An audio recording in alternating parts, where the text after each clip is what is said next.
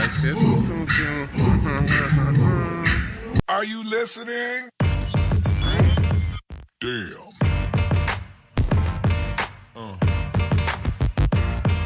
Yeah. You crazy mother.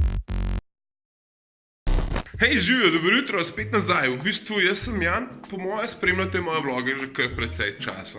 Zdaj boste opazili eno hudo spremembo. Namreč, zdi se mi, da vam moram povedati par zgodb po svojem življenju. Bi mogoče začel kar to z mojo eno največjih ljubezni in to je City Magazine.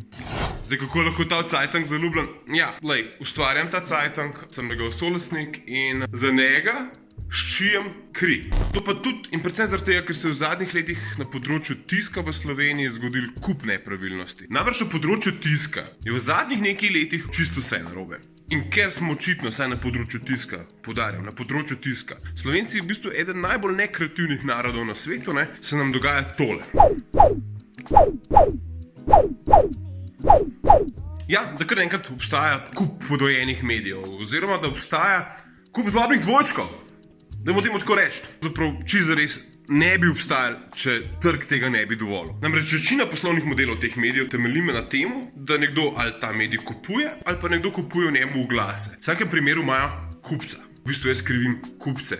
Ampak ne vas posameznike, ki kupujete časopise. Tiste, ki kupujejo oglasen prostor. Namreč te bi mogli biti strokovnjaki in zaznati, da je neki fiši. Vse produkti lahko izgledajo enak, ne? Ampak na koncu pa niso čisto enaki in jaz ne verjamem, da so za oglaševalca dobri.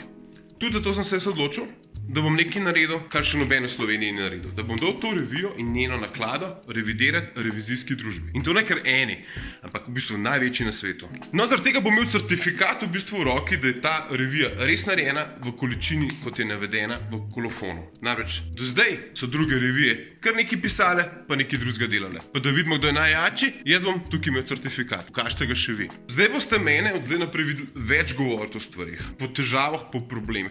Še vedno boste videli veliko mojega life, pa kam grem, pa kaj se mi dogaja. A ja, da bo še malo smeha. No? Če vas zanima, kaj vzame lifestyle novinar oziroma urednik. Njegov delovni dan traja tam 18-19 ur. Lej. In to je moj survival kit for today. No, takole pa zgleda vsebina te škatle. Ravno električna zobna ščetka, ki meni rešuje moj filmski nasmeh. Tako kot mulci pravijo, ne? Če ne dišiš, nisi človek, en Dolce Gabbana. In valjda, po 12 urah bom v bistvu ta action pack uporabil. Nisem pa, da ne bi kdo mislil, da je to edina stvar, ki imam s sabo, ne. Pazi like that, to so stvari za preobleči. Zamenjaš gate pa štumf. No, zdaj grem pa najprej na servis in sicer servis Minija. To je dobesedno to keša, da me boli glava. Pri tem pa še niso naredili točno to, kar sem se zmenil. Tako da, BMW. Ja, zdaj grem pa po Filipa in grejo po Minija.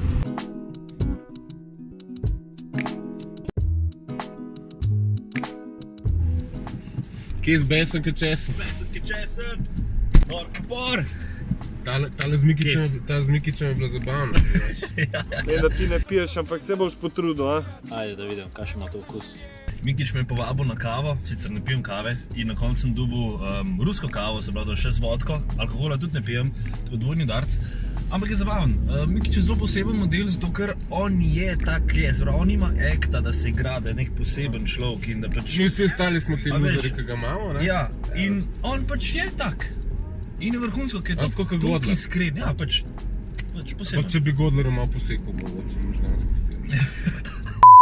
Filip mi je priča, ne, da sem se z gospodom na BMW zmenil, ne, da bo avto, ki ga bom dobil od zunaj zrihtan od A do Ž, ne, in zdaj ni nič zrihtan. Nič. Avto je mogel prevzeti v petek, danes je že sreda. Ej, in je šel to osnovo, ko sem mu pa za servis rekel, ne, to osnovo, prva stvar, ki sem mu rekel, ležaj zadaj levo. To pa ni, ne, malo se sliš.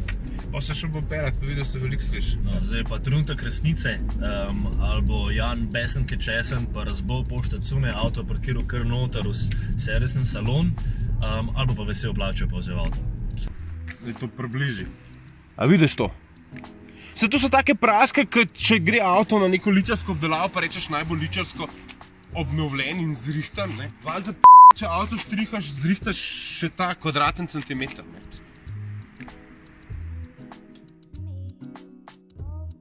Evo tako, po malo researcha sem po moje našel najbolj ugoden rentakar v Sloveniji. Imajo v bistvu tukaj golfe, to je nekaj 29 €, to je pa po 20 €, je Adamček. Tako da ja, ko vidiš njihove cene, moraš dvakrat pomisliti, da se ti avto sploh splača imeti. No, zdaj sem se prišli zares posloval od Fiesta. To je načeloma največji problem, ne? Ker v bistvu, če zares ne veš, kdaj začneš, pa nehaš, oziroma kako se tvoj dan premika. Tako da jaz sem bil se zdaj na 3/4, glede na to, da gre na sample, se mi zdi, da bi mogel kar nekaj stvari zrihtati takoj. Temo nekaj bolj pestrega početi. Pejmo pogledati Ford Fiesta. En velik plus za to, kako ta avto izgleda. Posebej s temi 18-ovskimi feltnami in z opremo vinjale je ta avto v bistvu top, kar lahko kupite v tem segmentu. Zdaj, če bi poleg zunanjosti pa izgleda tega avtomobila mogel izpostavljati na drugo reč, jo bom pregovorno naredil tako kot lastnik in voznik Forda, namreč imam C-Maxa, ti avti so ful kvalitetni in prav posebej se to pozna v notranjosti, kjer me ta avto ful navdušuje. Preden pa se upravim na seminar medijskega planiranja, grem pa najprej na eno obletnico, ki jo praznuje podjetje Bosch. Namreč praznuje 25. obletnico vstopa na slovenski trg. A ni hudo, ko snemaš nekaj, kar je na oglasu, stvarjo, ki imaš v roki. Te videe nastajajo z Mateom 10. Tudi danes se Bosch drži te tradicije, čeprav je že 70 let minilo. Integrated this in smart solution.